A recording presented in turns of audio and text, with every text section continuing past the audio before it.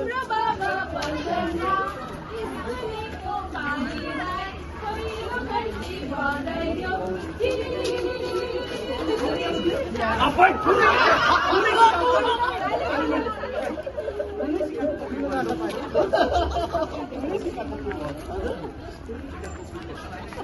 बिजनले काट्दै खानुहोस् न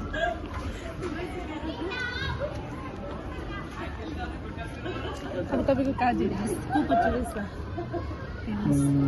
तपाईँले नभन्नुहोस् उहाँले नै भन्नुहुन्छ